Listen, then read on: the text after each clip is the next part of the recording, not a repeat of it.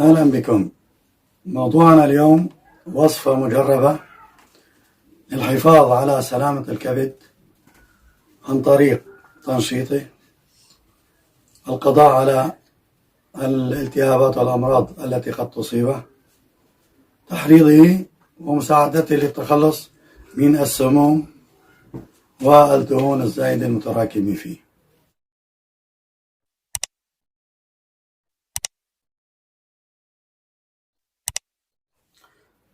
الكبد من أكبر الغدد الموجودة في الجسم، يقع في الربع العلوي الأيمن من البطن تحت عضلة الحجاب الحاجز، يغذيه الشريان الكبدي، وزنه حوالي 1500 جرام. هذا إن دل على شيء يدل على حجم المهام والوظائف التي يقوم بها الكبد. نذكر أهمها: تصنيع العصارات الصفراوية الهاضمة التي تساعد في عملية الهضم. يقوم الكبد بتصنيع حوالي ثلث كمية السائل الليمفي، والذي يعتبر جزءا من الجهاز المناعي. يخزن الكبد الفائض من الفيتامينات الهامة مثل فيتامين B12، فيتامين A، فيتامين K الذي يساعد في عملية تخثر الدم. يخزن الفائض أيضا من المعادن مثل النحاس، الحديد.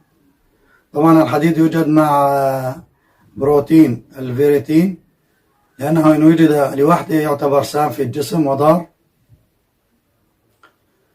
من المهام الرئيسية والهامة للكبد أيضا امتصاص السموم من الجسم، تحويلها إلى شكل آمن. إن لم يستطع يقوم بتخزينها على وضعها الحالي حتى لا تؤذي الجسم. طبعا السموم الناتجة عن تناول الأطعمة الملوثة، عن العقاقير الطبية،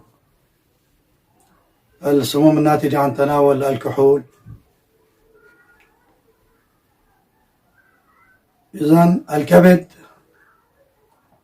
له دور كبير في الجسم، ومن الضروري الحفاظ على كبد سليم. لذلك أتقدم إليكم بوصفة مجربة تساعد في الحفاظ على سلامة الكبد عن طريق تنشيطه، القضاء على معظم الأمراض والالتهابات التي تصيبه، تحريض الكبد ومساعدته على التخلص من الدهون الزائدة والسموم، علما أن الكبد يقوم بتخزين الفائض من الكوليسترول والدهون والجلوكوز، ويتم طرحه في الجسم عند الضرورة. هذه الوصفة نتكلم عن مقادير: في لتر ماء ملعقة طعام من مطحون ورق الخرشوف أو ما يسمى بالأرضشوكي، ملعقتين من حب الشوفان غير المقشور، ملعقة من القريص،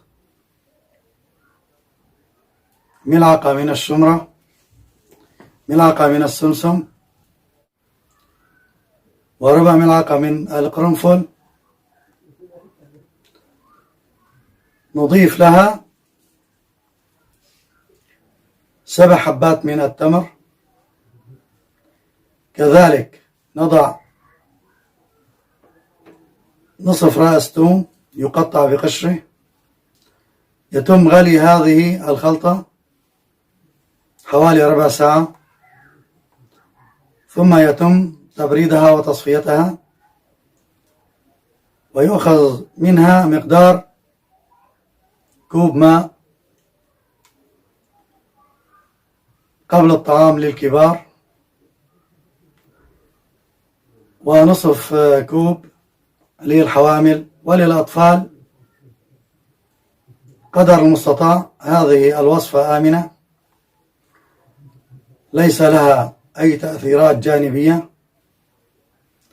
صالحة لكل الأعمار، حتى يمكن أن تعطى إلى حديثي الولادة الذين يتعرضون لليرقان أو ما يسمى أبو صفار.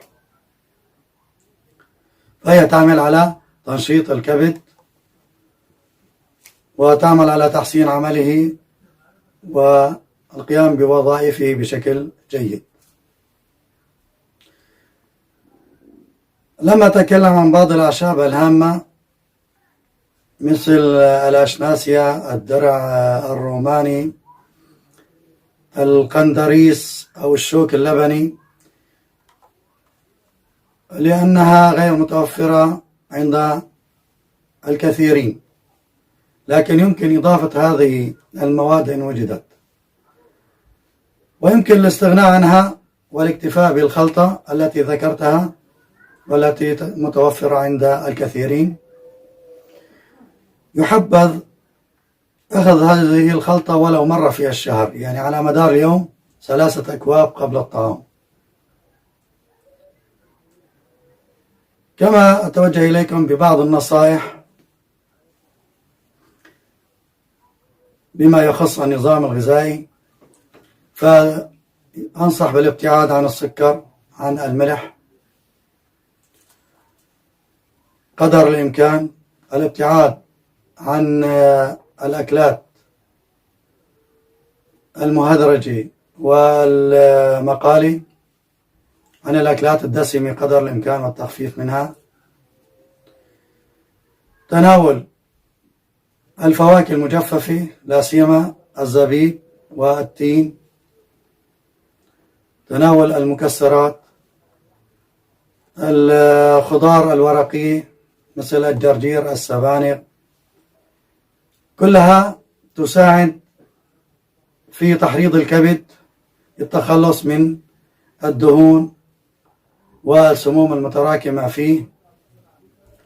كذلك شرب ملعقة زيت من زيت الزيتون أو زيت بذر الكتان إن وجد، أيضا تلعب دور كبير في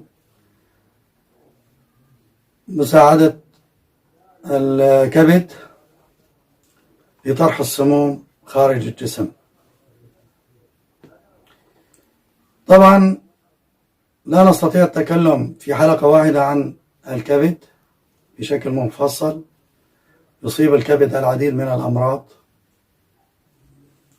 والكثير من الالتهابات وكثير من المشاكل نتيجة لحجم العمل التي يقوم بها، لكن هذه الوصفة وقائية وعلاجية، يمكن أخذها كما قلت على شكل شراب، يمكن تحليتها بالعسل إن وجد، وهذه الخلطة آمنة لو شرب منها أكثر من الكمية الموصى بها للمحافظة على الكبد وممارسة التمارين الرياضية إن أمكن. الحمية الغذائية، وأقول تناول ما شئت لكن باعتدال، فربنا قال كلوا واشربوا ولا تسرفوا، فدائما الاعتدال لا يمكن أن يؤدي إلى مشاكل بالنسبة للشخص السليم. أما الشخص الذي لديه مشاكل وأمراض، هذه الخلطة تساعده، ويجب عليه اتباع الحمي، الابتعاد عن المأكولات الضارة. أتمنى دوام الصحة والعافية للجميع، ونتكلم في حلقات لاحقة إن شاء الله عن خلطات أيضا تساعد في القضاء على التهاب الكبد الفيروسي ومعالجة حالات تليف أو تشمع الكبد.